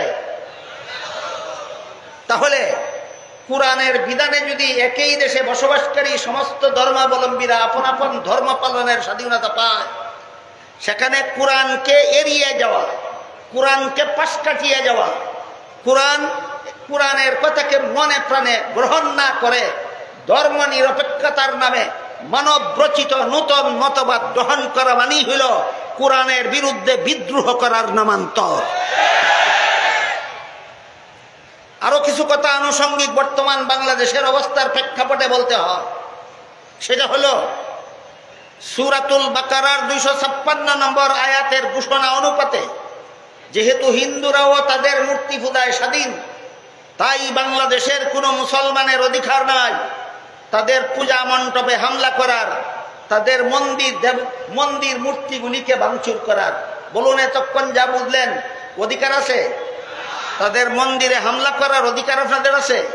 তাদের দেবতা বা তাদের মূর্তি ভাঙচুর করার অধিকার আপনাদের আছে? নাই। কুরআন মেনে চললে আপনারা যেমন মসজিদে গিয়া স্বাধীনভাবে ইবাদত করতে পারেন, হিন্দুরাও মন্দিরে গিয়া স্বাধীনভাবে পূজা করতে পারে কুরআন মানলে। কিন্তু একদল কুচক্রী রাতের অন্ধকারে গোপনে হিন্দুদের পূজা চলাকালে তাদের মন্দিরে হামলা করে ভাঙচুর করে। প্রায় প্রতি বছরই শোনা যায়, পত্র পত্রিকায় দেখা যায়। মন্দিরে হামলা করে রাতের অন্ধকারে গোপনে, এবং সেটা ভিডিও করে বিশ্ব মিডিয়ায় প্রচার করে বেড়ায়। তখন সারা বিশ্ববাসী, বিশেষ করে ভারতের জনগণ এবং ভারত সরকার বাংলাদেশের বিরুদ্ধে কলঙ্ক রটায়। তারা প্রচার করে বেড়ায় বাংলাদেশে হিন্দুদের ধর্ম পালনের স্বাধীনতা নাই, মুসলমানদের কাছে হিন্দুদের ধর্ম পালনের স্বাধীনতা নাই, ইসলাম ধর্মে পরধর্ম সহনশীলতা নাই, এই বলে কলঙ্ক রটায়। বলুন সৎ কাজের কারণে না একদল কুচক্রীদের হামলার কারণে? এই কুচক্রীদের হামলার কারণে বাংলাদেশের তিনটা কলঙ্ক হয়। একটা হলো দেশের কলঙ্ক হয়, আরেকটা হলো জাতির কলঙ্ক হয়, আরেকটা হলো ইসলাম ধর্মের কলঙ্ক হয়। এই কলঙ্কের হাত থেকে দেশকে রক্ষা করার জন্য, এই কলঙ্কের হাত থেকে জাতিকে রক্ষা করার জন্য, এই কলঙ্কের হাত থেকে ইসলামকে হেফাজত করার জন্য দেশের সরকারের দায়িত্ব তোমার বাহিনী দিয়া পূজা, অন্তত পূজা চলাকালীন সময়ে হিন্দুদের মন্দির পাহারা দাও, যেন কোন কুচক্রী হামলা করে দেশের কলঙ্ক করতে না পারে, জাতির কলঙ্ক করতে না পারে, ইসলামের কলঙ্ক করতে না পারে। এই পাহারা দেওয়াটা কি অপরাধ? না তাদের ধর্ম পালনের স্বাধীনতা রক্ষা। সরকারের 2-4 জন পুলিশ যদি হিন্দুদের পূজা চলাকালে একটা মন্দির পাহারা দেয়, এটা কি অপরাধ না তাদের ধর্মীয় স্বাধীনতা রক্ষা? এইটা মোটেও অপরাধ নয়, বরং কোরআন যে ঘোষণা করেছিল তারা তাদের ধর্ম পালনে স্বাধীন, এই স্বাধীনতা রক্ষার একটা ব্যবস্থা। কিন্তু এখানে স্মরণ রাখতে হবে, এই পাহারা দেওয়ার দায়িত্ব কোনো জনগণের নয়, এই পাহারা দেওয়ার দায়িত্ব কোনো আলেমের নয়, এই পাহারা দেওয়ার দায়িত্ব কোনো মাদ্রাসার ছাত্রর নয়, এই পাহারা দেওয়ার দায়িত্ব এবং একমাত্র যেই দেশের কলঙ্ক হয় পাহারা না দিলে সেই দেশের সরকারের। ক্লিয়ার হইল কিনা? পূজা চলাকালীন যেন ভাঙচুর না হয়, এজন্য পাহারা দেওয়ার দায়িত্বটা কার? সরকারের। মনে রাখতে হবে, এই পাহারা দেওয়ার দায়িত্ব জনগণেরও নয়, এই পাহারা দেওয়ার দায়িত্ব মাদ্রাসার ছাত্রদেরও নয়, এই পাহারা দেওয়ার দায়িত্ব কোনো আলেমেরও নয়, একমাত্র সরকারের। 2 নম্বর কথা, যারা পাহারা দিতে যাবে তারা হয়তো সরকারের থানার পুলিশও হতে পারে, অথবা সরকারের ধর্ম মন্ত্রণালয়ের উপদেষ্টাও হতে পারে। পুলিশ যদি যায় তাইলে পাহারা দেওয়ার জন্য যাবে, ধর্মীয় উপদেষ্টা যদি যায়, উপদেষ্টার কাজ নয় পাহারা দেওয়া। উপদেষ্টা গেলে শুধু স্বাধীন মতে তারা ধর্ম পালন করতে পারতেছে কিনা তদন্ত করার জন্য যাবে। বলুন পুলিশের যেই ডিউটি, ধর্মমন্ত্রীর একই ডিউটি। পুলিশের ডিউটি হলো পাহারা দেওয়া, আর ধর্মমন্ত্রীর ডিউটি হলো তদন্ত করা। এই পাহারা দেওয়ার জন্য পুলিশ গেলে অথবা তদন্ত করার জন্য ধর্ম মন্ত্রণালয়ের উপদেষ্টা গেলে দায়িত্ব চিহ্নিত করে যেতে হবে এবং দায়িত্বের সীমারেখা রক্ষা করতে হবে। পুলিশ গেলে শুধু পাহারা দেওয়া পর্যন্তই দায়িত্ব, আর ধর্মমন্ত্রী গেলে শুধুমাত্র তদন্ত করা পর্যন্তই দায়িত্ব।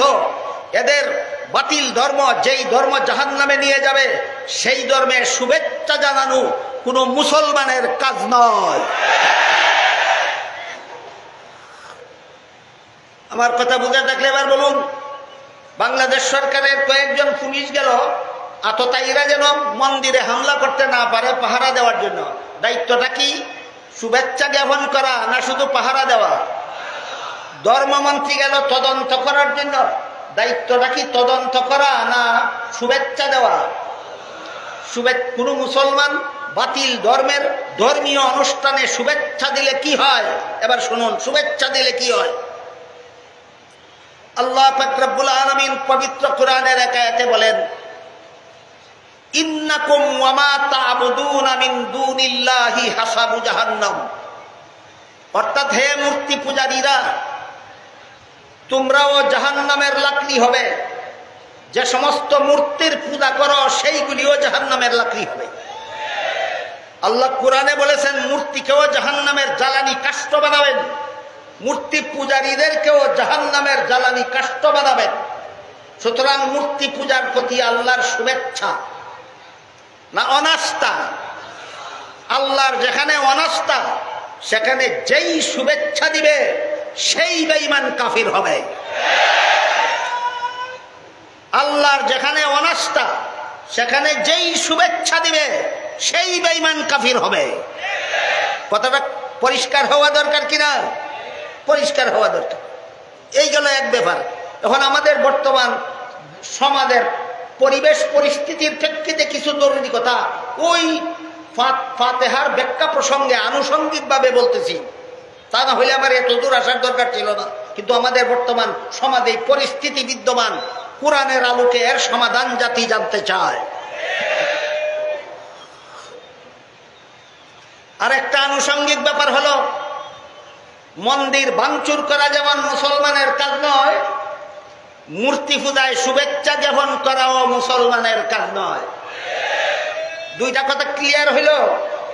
মন্দির ভাঙচুর করা যেমন মুসলমানের কাজ নয়, পূজায় শুভেচ্ছা জ্ঞাপন করাও মুসলমানের কাজ নয়। গেল মন্দিরের ব্যাপার। আর একটা ব্যাপার আছে বর্তমান বাংলাদেশে চলমান, সেটা হলো মাজারের ব্যাপার। মাজার,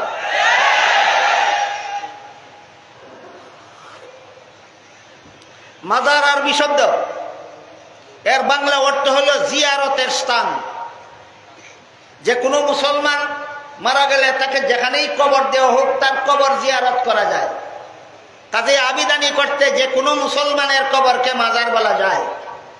কিন্তু আমাদের সামাজিক পরিভাষায় যে কোনো মুসলমানের কবরকে মাজার বলে না, শুধুমাত্র ওলিয়া উলিয়ার কবরকে মাজার বলে। বুঝে থাকতে বলুন, বাংলাদেশের সামাজিক পরিভাষায় যে কোনো মুসলমানের কবরকে মাজার বলে না, ওলিয়া উলিয়ার কবরকে মাজার বলে। বাংলাদেশে এই রকমের পারিভাষিক মাজার দুই প্রকার আছে। আজানটা শেষ হোক।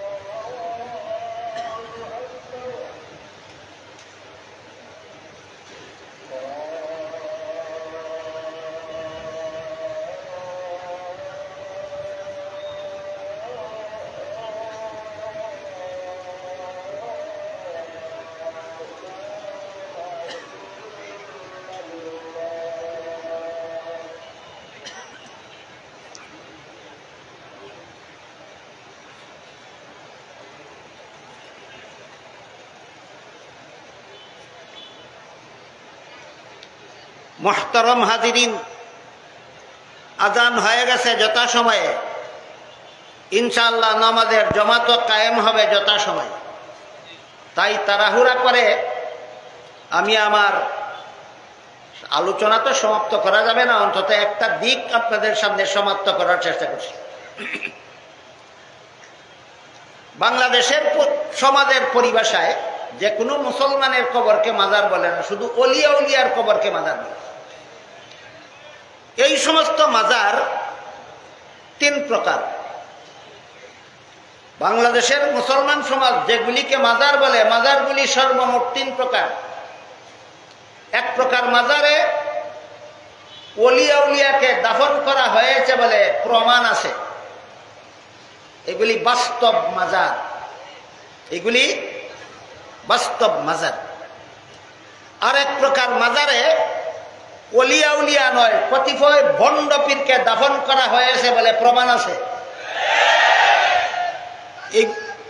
এইগুলি মূলত মাজারই নয়, পরিভাষাগতভাবে এগুলি মাজার নয়, এগুলি ভণ্ড পীরের আস্তানা।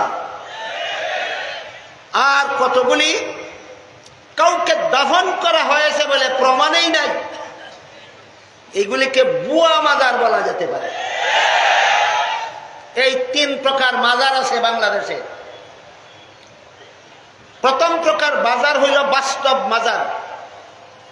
এখানে একটা নেক কাজের সুযোগ আছে, সেটা কি? জিয়ারত করে সওয়াব হাসিল করা। ওলিয়া উলিয়াদেরকে যেখানে দাফন করা হয় সেখানে জিয়ারতে গেলে সওয়াব হয়, এটা হাদিসের দ্বারা প্রমাণিত। কিন্তু সওয়াবের কাজ করতে খুব কম মুসলমানকেই পাওয়া যায়। লক্ষ লক্ষ কোটি কোটি মুসলমানদেরকে এই তিন প্রকার মাজারে একটা আস্তানা করতে দেখা যায়, একটা অনুষ্ঠান করতে দেখা যায়। সেই অনুষ্ঠানের নাম দেওয়া হয় মহাপবিত্র উরুস মুবারক। তিন প্রকার মাজারে ভণ্ড পীর এবং ভণ্ড পীরের ভক্ত মুরিদান প্রায় প্রতি বৎসরে বৎসরে একটা অনুষ্ঠান করে থাকে। অনুষ্ঠানটার নাম দেয় মহাপবিত্র উরুস মুবারক। বলুন, সেখানে নামাজিরা বেশি যায় না বেনামাজিরা বেশি যায়? বলুন, বেনামাজি জীবনযাপন হালাল না হারাম? শুধু পুরুষ যায় না মহিলাও যায়? পর্দা রক্ষা করে যায় না বেপর্দা? বলুন, বেপর্দা চলা হালাল না হারাম? সেখানে নারী পুরুষ বেপর্দা হয়ে সম্মিলিতভাবে গান গায় কিনা? বলুন, গান হালাল না হারাম? বাজনা বাজায় কিনা? বলুন, বাজনা হালাল না হারাম? অনেক মাজারে গিয়ে অনেক বন্ডরা মাজারকে সেজদাও করে কিনা? সেজদা করা মুসলমানি কাজ না কুফরি কাজ? বাবার মাজার তোয়াফও করে কিনা? কাবাগর ছাড়া অন্য কোন স্থান তোয়াফ করা ইসলামী কাজ না কুফরি কাজ? বাবার কাছে সুখ শান্তি ধন সম্পদ চাই কিনা? এইগুলি আল্লাহ ছাড়া কারো কাছে চাওয়া ইসলামী কাজ না কুফরি কাজ? এতগুলি কুফরি কাজের আস্তানায় পরিণত করেছে ভণ্ড পীর এবং তাদের ভক্ত মুরিদানের দল ওলিয়া উলিয়ার পবিত্র মাজারে। এইগুলিতে বাধা দিতে আসে না কোনো মাজার পূজারি, আসে না। এই অপকর্মে বাধা দিতে কোনো মাজার পূজারি আসে না।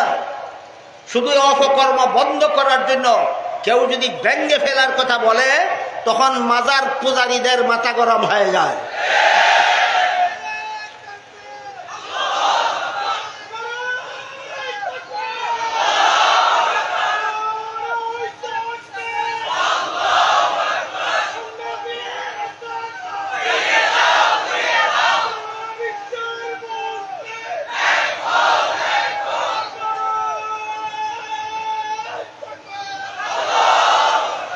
আমি ব্যক্তিগতভাবে মাজার ভেঙ্গে ফেলার পক্ষে নই, কারণ মান্ডবগড় মূর্তি ভাঙচুর করা যেমন শান্তি শৃঙ্খলা ভঙ্গকারী কর্মকাণ্ড, ঠিক তেমনি ভাবে মাজার ভেঙ্গে চুরমার করাটাও একটা শান্তি শৃঙ্খলা ভঙ্গকারী কর্মকাণ্ড। আমি ব্যক্তিগতভাবে যেভাবে মন্দির ভাঙ্গার পক্ষে নই, তেমনি ভাবে মাজার ভাঙ্গার পক্ষে নই। মন্দির পাহারা দেওয়া অনুমোদিত, শুভেচ্ছা জ্ঞাপনের জন্য না শুধু ধর্মীয় স্বাধীনতা রক্ষার জন্য? মাজারকেও ভাঙচুর করার থেকে রক্ষা করা দরকার কুফর শিরিক বিদআত চালু থাকার জন্য, না শুধু জিয়ারতের মতো সোয়াবের কাজ চালু থাকার জন্য? এই বাস্তবতার আলোচনা কেউ করতে চায় না, কেউ শুনতে চায় না। শুধু বলতে চায় যারা মন্দির পাহারা দেয় আর মাজার ভাঙে এরা কেমন মুসলমান, যারা মন্দির পাহারা দেয় আর মাজার ভাঙে এরা কেমন মুসলমান। এই কথাটা বলে এই মাজার পূজারী ভণ্ডরা। আমি আপনাদের জিজ্ঞেস করি, যারা মন্দির পাহারা দেয় তারাই কি মাজার ভাঙে? যারা মাজার ভাঙে তারাই কি মন্দির পাহারা দেয়? তাহলে তুই বেটা বান্দর দুই কথা একত্র করলি কেন? মন্দির যারা পাহারা দিতে যায় এরা কি পূজা করার জন্য যায় না পূজার ধর্মের স্বাধীনতা রক্ষার জন্য যায়? তাহলে তুই বেটা মন্দির পাহারা দিতে যায় বললি, কোন কারণে যায় কারণ বললি না কেন বানর? আর মাজার যারা ভাঙতে যায় এরা জিয়ারত বন্ধ করার জন্য মাজার ভাঙতে যায়, নওয়াফকর্ম বন্ধ করার জন্য মাজার ভাঙতে যায়। তাইলে তুই বেটা শুধু মাজার ভাঙে বললি, কোন কারণে ভাঙতে বলে সেই কথা বলস না কেন বান্দর?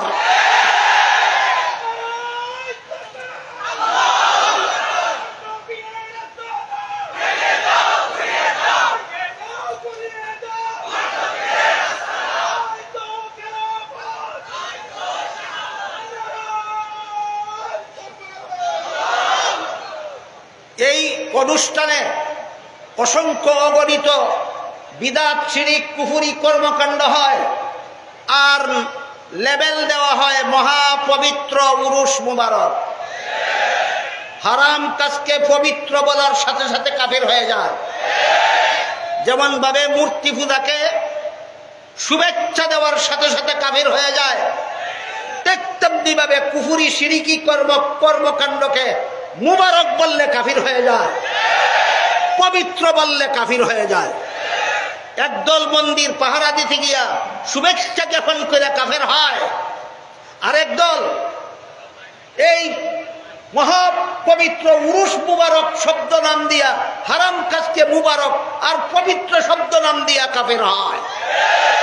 এই সমস্ত কুফরি কাজ উৎখাত করার জন্য সর্বস্তরের মুসলমানদের ঘৃণার সাথে নিয়ম শৃঙ্খলার সাথে প্রতিরোধ ব্যবস্থা গ্রহণ করতে হবে এবং সরকারকে হস্তক্ষেপ করতে হবে। আনুষঙ্গিক কথা শেষ হলো। মূল আলোচনা ছিল সূরাতুল ফাতিহার ভিতরে আল্লাহ হেদায়েত শব্দের থেকে গঠিত একটা শব্দ ব্যবহার করেছেন। আল্লাহ ৩০ পারা কোরআনে হেদায়েতের বিবরণ দিয়েছেন। সূরাতুল ফাতিহার ভিতরে আল্লাহ সিরাতে মুস্তাকিম